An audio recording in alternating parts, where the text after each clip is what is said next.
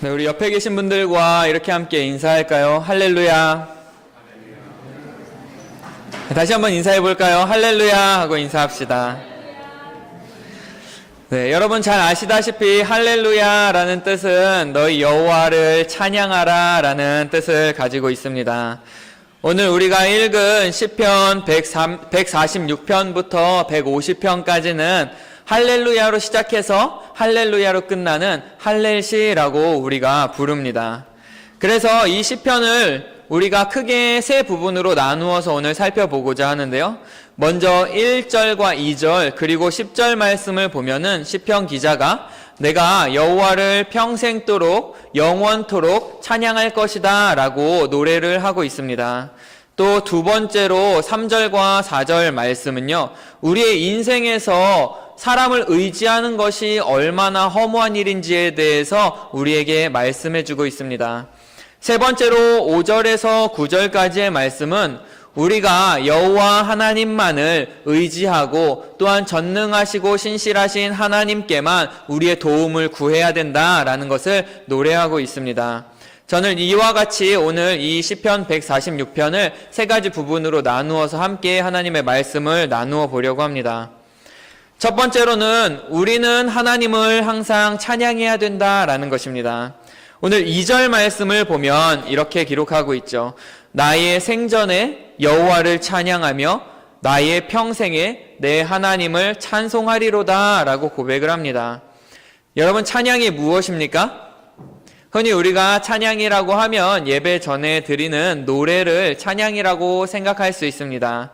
또한 예배 중에 부르는 찬송가를 찬양이다 라고 생각하시는 분들도 있습니다. 이것이 과연 진정한 찬양일까요? 그럴 수도 있고 그렇지 않을 수도 있습니다.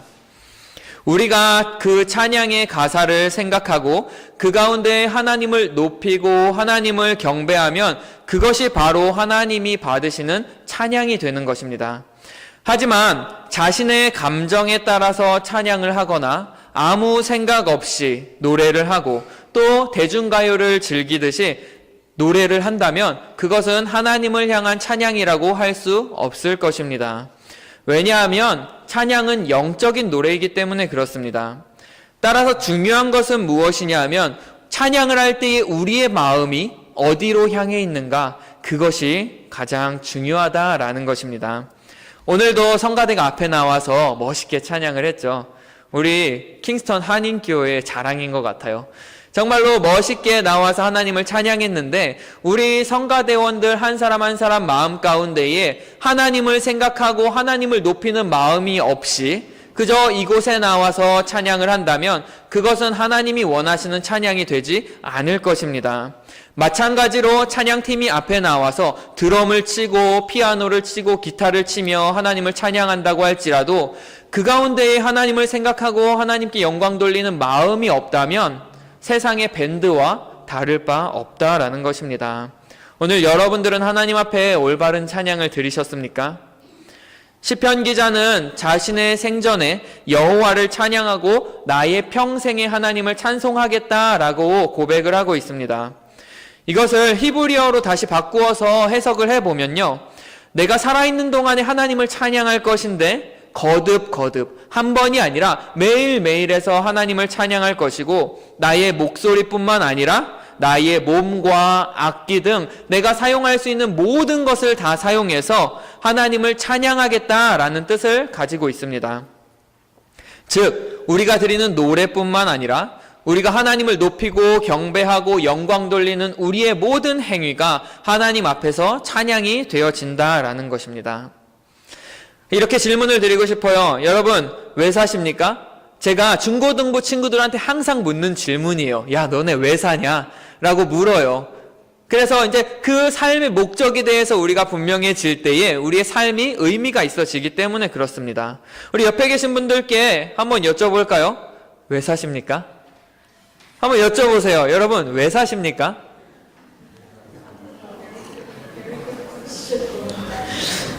어떤 분들은 돈을 벌기 위해서, 또 어떤 분들은 자식을 키우기 위해서, 또 어떤 분들은 그냥 엄마가 낳아줬으니까, 태어났으니까 어쩔 수 없이 살아요 라고 이야기하는 분들도 있어요. 하지만 성경은 우리의 삶의 목적이 하나님을 찬양하고 또 하나님께 영광 돌리는 것이라고 분명히 이야기를 하고 있습니다. 그 이유는 무엇이냐 하면 바로 우리가 하나님을 찬양하기 위해서 지어진 존재이기 때문에 그렇습니다. 이사야 43장 21절 함께 읽어볼까요? 이사야 43장 21절. 이 백성은 내가 나를 위하여 지었나니 나를 찬송하게 하려 함이니라. 아멘. 파워포인트가 안 나왔나요? 자, 다시 한번 이사야 43장 21절 말씀입니다. 같이 읽어보겠습니다. 이 백성은 내가 나를 위하여 지었나니 나를 찬송하게 하려 함이니라. 아멘. 왜 지어졌다고요? 하나님을 찬송하기 위해서 우리가 지어졌다라고 이야기를 하는 것입니다.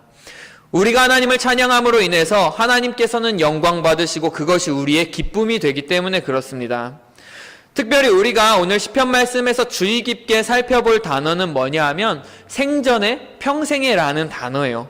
우리가 살아가는 매일 매 순간마다 하나님을 찬양하고 하나님께 영광 돌려야 된다라는 것입니다. 기쁠 때나 슬플 때나 힘들고 어려울 때에도 우리가 하나님을 찬양해야 한다라는 것이에요. 찬양하면 빼놓을 수 없는 구약의 인물 중에 하나가 바로 다윗입니다. 다윗은 양을 치는 목동일 때부터 하나님을 찬양했습니다. 또 사울에게 쫓겨서 목숨이 위태하고 도망자의 자리에 있을 때에도 그는 하나님을 찬양하며 많은 시편을 지었습니다. 뿐만 아니라 하나님의 궤가 다시 이스라엘 가운데 돌아왔을 때에 다윗은 너무 기뻐서 자신의 옷이 벗겨지는 채 모른 채 하나님을 기뻐 찬양했습니다. 나중에는 레위인들을 중심으로 찬양대를 조직하고 온 백성이 하나님을 찬양할 수 있도록 만들었습니다. 우리는 기쁘고 즐거울 때 하나님께 감사의 찬양을 드리기도 하지만 힘들고 어려운 순간엔 더욱더 하나님을 찬양해야 합니다. 만약에 여러분들 하루아침에 여러분들의 비즈니스가 망하고 자녀들이 세상을 떠나고 또 자신의 몸에 불치병이 생기고 여러분들의 남편과 여러분들의 아내가 하나님 욕하고 죽어버리라고 저주를 퍼붓고 여러분들을 떠난다면 그러한 상황 가운데에도 여러분 하나님을 찬양할 수 있겠습니까? 욥기 1장 21절에 보면은 욥은 그 순간에도 하나님을 원망하지 않고 하나님을 찬양했음을 우리에게 보여주고 있습니다. 이르되 내가 모태에서 알몸으로 나왔사온즉 또한 알몸이 그리로 돌아가올지라. 주시니도 여호와시요 거두시니도 여호와시니 여호와의 이름이 찬송 받으실지니이다 하고 이 모든 일에 욥이 범죄하지 아니하고 하나님을 원망하지 아니하니라 라고 기록을 하고 있습니다. 또한 여러분 하박국 선지자는 가진 것이 아무것도 없을지라도 오직 하나님 한 분으로 인하여 기뻐 찬양하겠다라고 고백을 하고 있습니다. 여러분 가진 것이 아무것도 없어요. 돈도 없고 직장도 없고 당장 내일 먹어야 될 것도 없는 상황 가운데에서 하나님을 찬양하실 수 있겠냐라는 것입니다. 하지만 하박국은 그러한 상황 가운데에도 하나님을 찬양합니다. 여러분 잘 아는 찬양 있으시죠? 무화과 나뭇잎이 마르고 포도 열매가 없으며 감람나무 열매 그치고 논밭에 식물이 없어도 우리의 양떼가 없으며 외양간 송아지 없어도 난 여호와로 즐거워하리 난 여호와로 즐거워하리 난 구원의 하나님을 인해 기뻐하리라. 이게 찬양의 고백이잖아요. 이런 고백이 오늘 여러분들 가운데에 있기를 소원합니다. 사도행전 16장에도 보면 바울과 실라가 복음을 전하다가 감옥에 갇히는 이야기가 나옵니다. 22절부터 25절까지의 말씀입니다. 같이 읽어볼까요?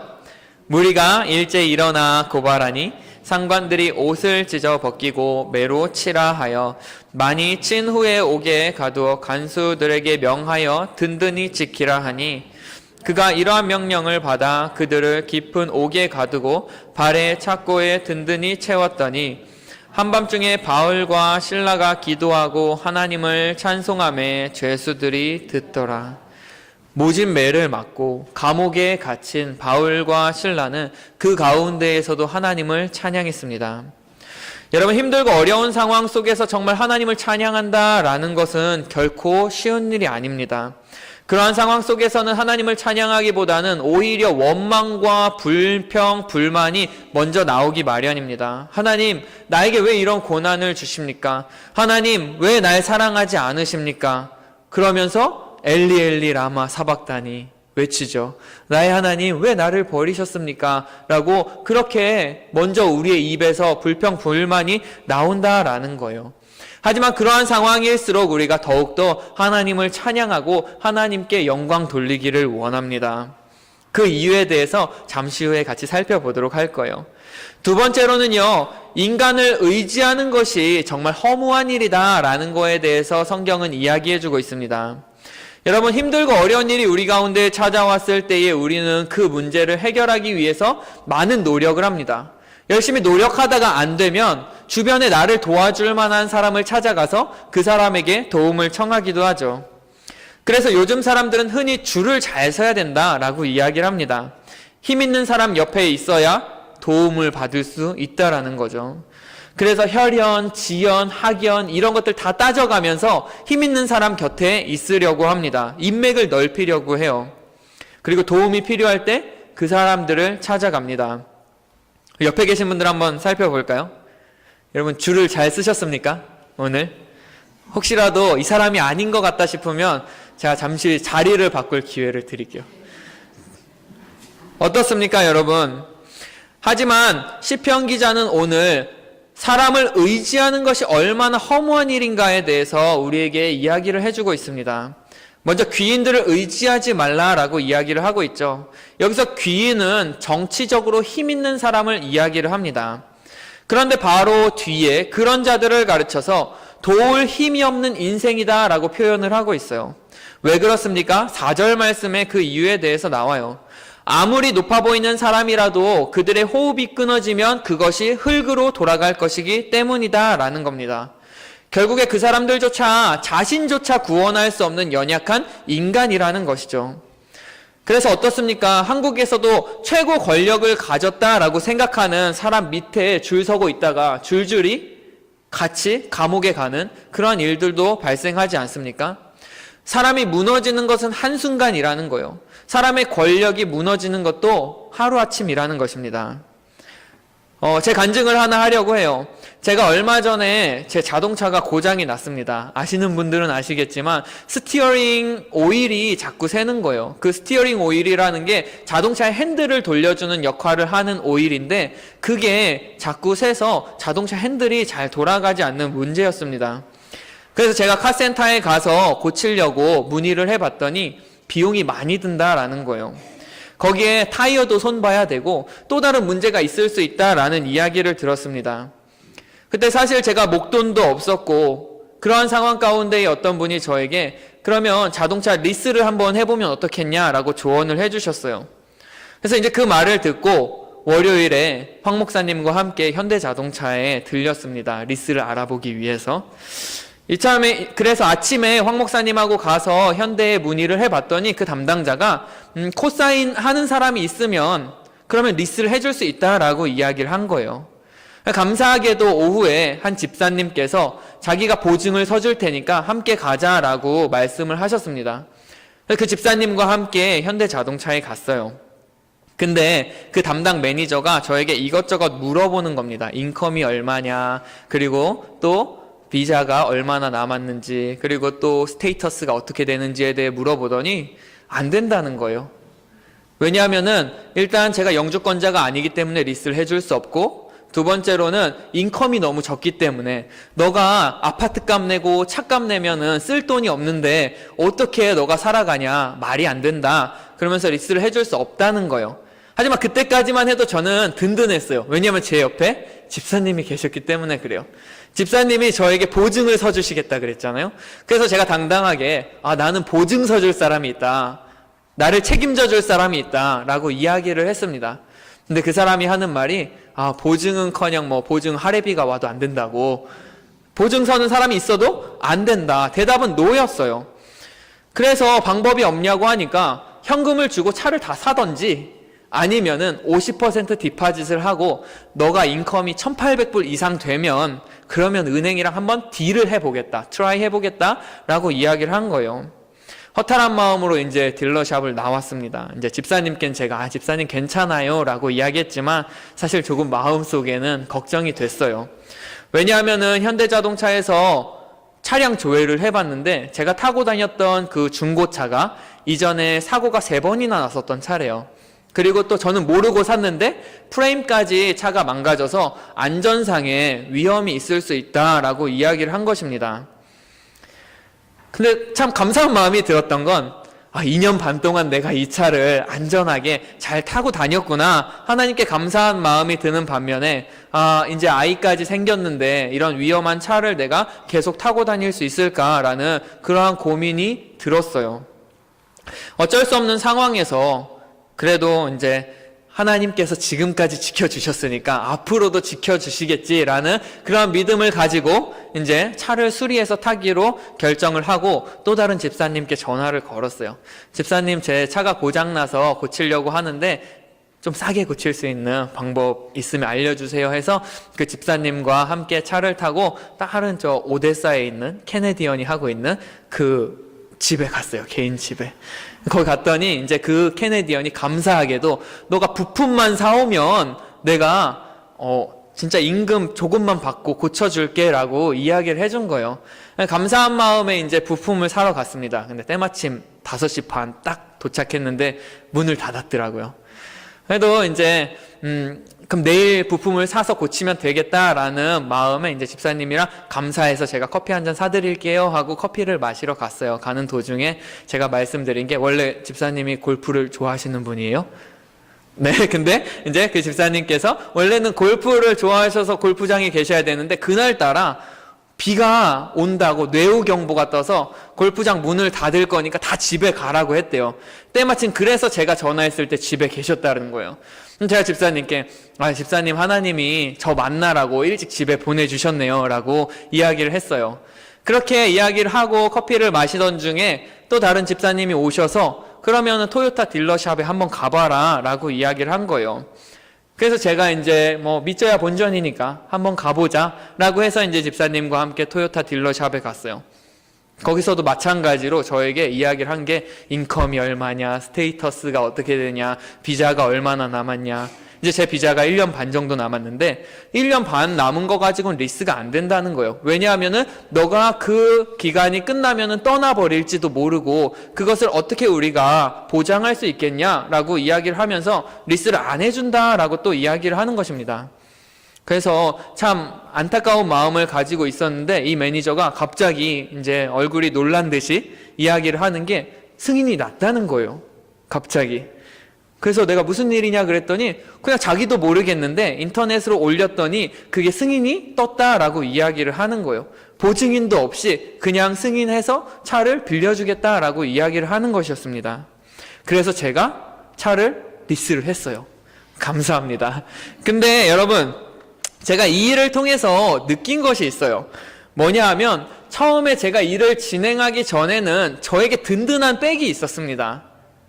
저를 보증해주고 저를 책임져 주겠다는 사람이 있었어요. 저는 그분을 의지했어요. 믿었어요.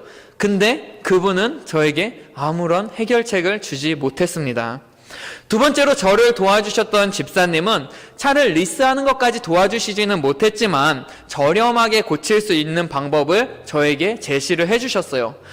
좋은 방법이었지만 완벽한 해결책은 아니었죠.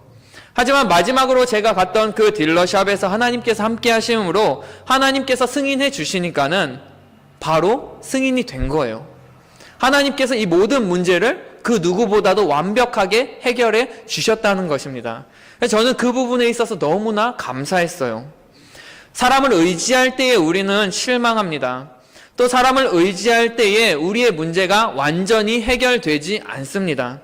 하지만 우리가 하나님을 믿고 하나님을 신뢰할 때에 하나님께서는 우리의 그 모든 문제를 해결해 주시는 분이라는 것입니다. 그러한 은혜가 여러분들 가운데에도 있기를 간절히 소원합니다. 마지막 세 번째로는요, 우리의 소망이 그렇기 때문에 하나님께 있다라는 거예요. 5절 말씀입니다. 함께 읽어볼까요? 야곱의 하나님을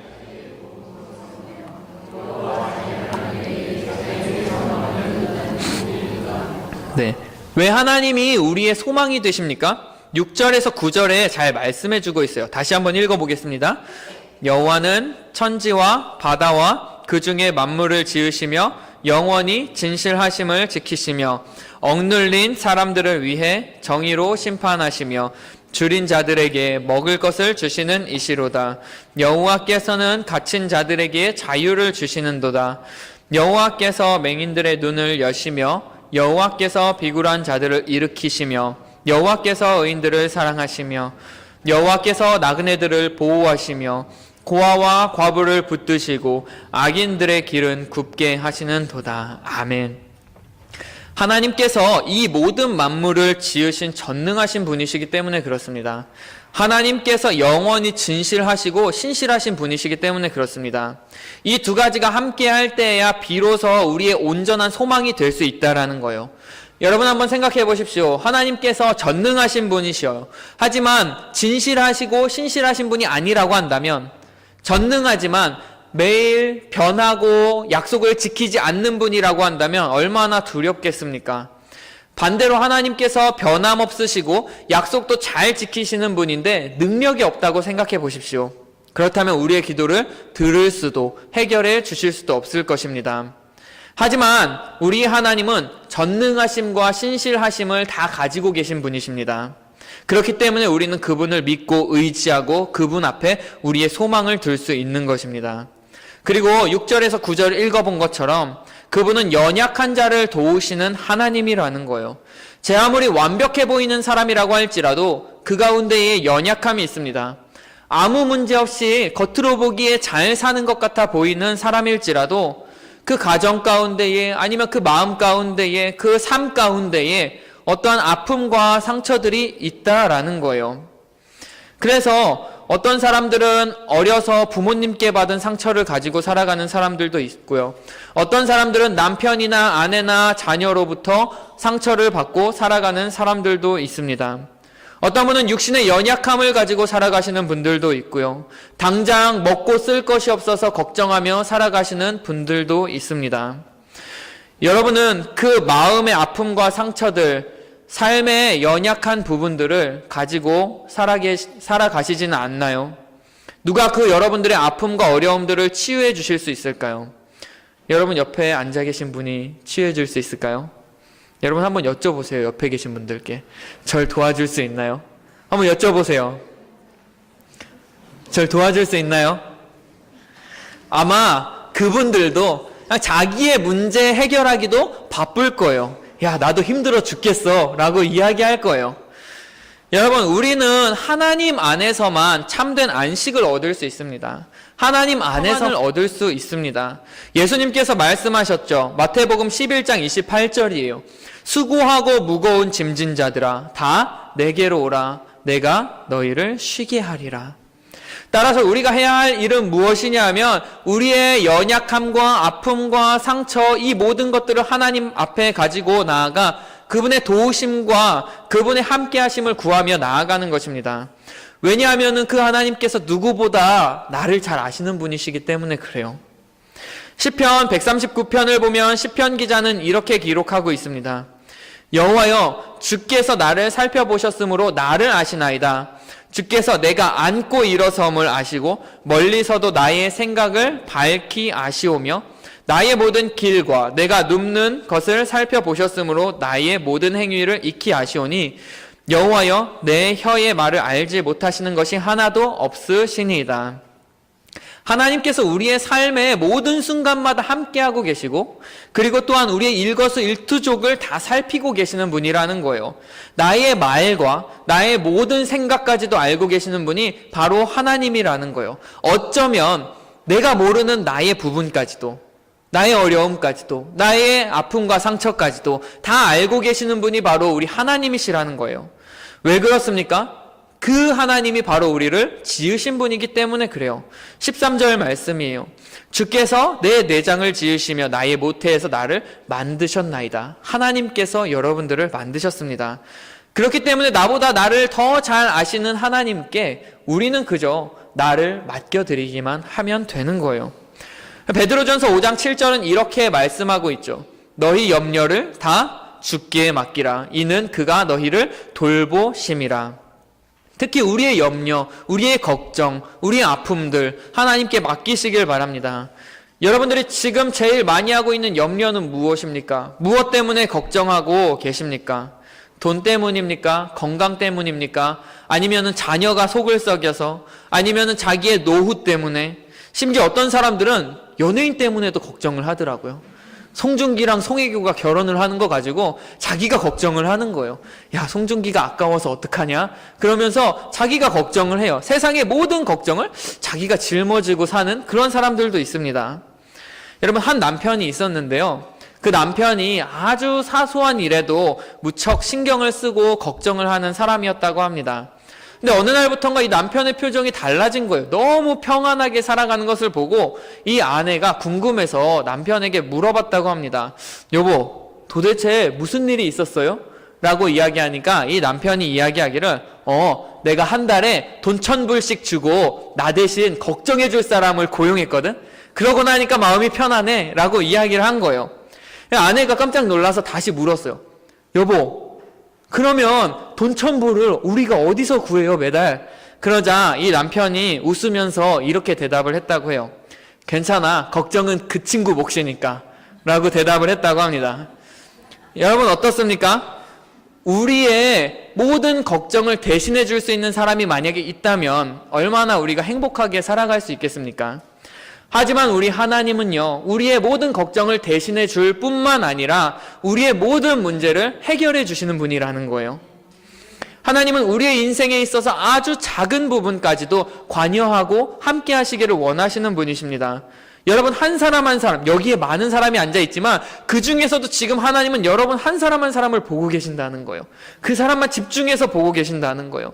마찬가지로 여러분들의 삶에 있어서 온 우주가 이렇게 크고 넓을지라도 그 가운데 하나님께서 집중하시는 분은 바로 여러분 한 사람 한 사람이라는 것입니다. 그래서 내가 무슨 이야기를 지금 하고 있는지, 무엇 때문에 내가 힘들어하고 있는지, 나의 아주 작은 사소한 신음까지도 하나님께서는 듣고 계신다는 거예요.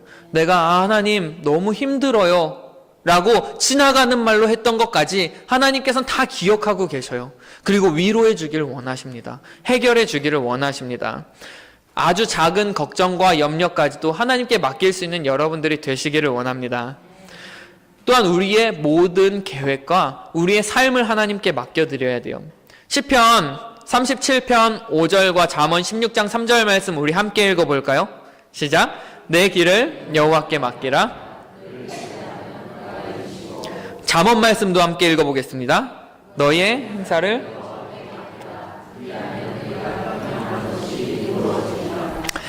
무슨 말이냐면 나의 모든 삶을 하나님께 맡기라는 것입니다. 나의 계획까지도, 나의 생각까지도 모두 하나님께 맡겨드리라는 거예요. 이것은 하나님이 나의 삶에 있어서 통치자가 되어 주시기를 바라는 거예요. 그분이 나의 인생의 주인이 되어 주시기를 구하는 거예요. 우리의 인생을 통째로 하나님께 드리는 것입니다. 어느 한 부분만을 내어서 하나님께 드리는 것이 아니라 나의 삶의 전체를 하나님 앞에 맡겨드리는 거예요. 그러기 위해선 자신의 자아를 내려놓아야 합니다. 자신의 생각을 내려놓아야 합니다. 가나안 혼인잔치의 하인들의 모습을 아시죠? 물을 채우라 하니 물을 채우는 거예요. 이해가 되지 않아요. 산 위에 방주를 만들었던 노아를 보십시오. 산 위에 누가 방주를 만듭니까? 하지만 하나님의 말씀에 순종합니다. 아들을 바치라고 했던 그 순종의 아브라함, 그 모습을 살펴보십시오.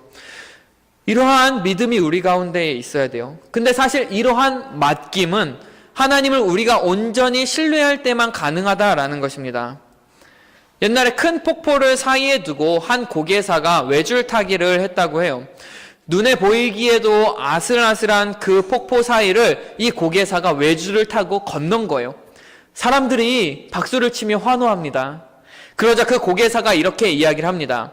여러분, 제가 그러면 이제 내 등에 무거운 지게를 짊어지고 이 외줄을 건널 수 있을 것 같습니까? 라고 묻자 사람들은 또 환호하며 일제히 네 라고 대답을 했습니다.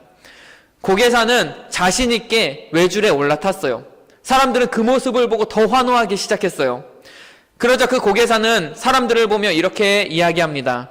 그렇다면 여러분들 중에서 저에게 엎혀서 이 폭포를 건널 수 있는 사람이 있습니까? 라고 질문을 했어요. 그러자 사람들이 일제히 조용해졌습니다. 아무도 나서서 엎이겠다는 사람이 없었어요. 여러분 어떻습니까? 많은 사람들이 하나님을 믿는다고 이야기를 합니다. 그러면서도 정작 가장 중요한 순간에 자신의 삶을 하나님께 선뜻 맡기지 못하는 모습을 우리가 볼 수 있습니다. 하지만 우리의 모든 생각을 내려놓고 하나님을 온전히 신뢰하고 하나님의 등에 엎여서 나아갈 때에 하나님의 놀라운 일들이 우리의 삶 가운데에 일어나는 것입니다. 그것을 우리는 성경을 통해서 수없이 확인할 수 있잖아요. 근데 문제는 뭐냐 하면 그것이 단순히 성경의 이야기로만 끝난다라는 것입니다. 아브라함의 하나님, 이삭의 하나님, 야곱의 하나님이 지금 나의 하나님이 되어야 하는데 그 하나님은 그저 성경 속에만 머무르고 있는 하나님으로 끝나기 때문에 그것이 문제가 되는 거예요. 여러분들의 삶 가운데 정말 살아계신 하나님을 경험하시기를 바랍니다. 우리가 하나님을 신뢰하고 나아갈 때에 하나님은 우리의 소망이 되시는 것입니다. 우리가 하나님께 우리의 모든 것을 맡겨드리며 나아갈 때에 그때의 하나님 가운데 소망이 있음을 우리가 고백하게 되는 것입니다. 여러분들은 지금 어디에 소망을 두고 살아가고 계십니까? 무엇 때문에 살아가고 계십니까? 이 질문에 대해서 오늘 다시 한번 여러분들이 깊이 생각해보고 답하시기를 바랍니다. 말씀을 정리하겠습니다. 우리는 매일 하나님을 찬양하고 하나님께 영광 돌리는 삶을 살아가야 합니다. 그것이 우리가 창조된 목적이기 때문에 그렇습니다. 입술로만 하나님을 노래하는 것이 아니라 우리의 손과 발, 우리의 몸과 우리의 삶 전부가 하나님을 찬양하고 하나님을 경배하고 하나님께 영광 돌릴 수 있는 그러한 모습이 되어지기를 원합니다. 평생토록 기쁠 때나 특히 슬프고 어려울 때에도 하나님을 찬양하시기를 바랍니다. 또 힘들고 어려운 일이 있을 때에 사람을 의지하는 것이 아니라 누구보다 나를 잘 아시는 그리고 연약한 자를 도우시는 고아와 과부와 나그네들과 함께 하시는 그 하나님을 의지할 수 있는 여러분들 되시기를 바랍니다. 왜냐하면 하나님께서는 전능하시고 신실하신 분이시기 때문에 그렇습니다. 또한 누구보다 나를 잘 아시고 누구보다 나를 사랑하시는 분이시기 때문에 그렇습니다. 단순히 이것을 듣고 끝나는 것이 아니라 정말 여러분들의 삶 가운데에 그 하나님의 살아계심을, 역사하심을 경험할 수 있는 여러분들이 되시기를 축복합니다. 그래서 다음번에 여러분들 만났을 때에 정말 이 시편 기자의 고백처럼 하나님만이 나의 소망이십니다. 하나님 없으면 난 살 수 없어요. 하나님만이 나의 전부이십니다. 라는